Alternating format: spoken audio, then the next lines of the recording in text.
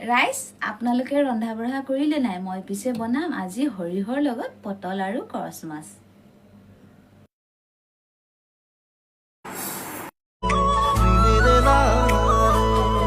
তুমি কোন দূৰণিৰ গাঁৱৰে ৰূপহী কোৱাচোন তোমাৰ নাম, তুমি কোৱাচোন তোমাৰ গাঁৱৰে নাম কি, তোমাকে বিচাৰি যাম।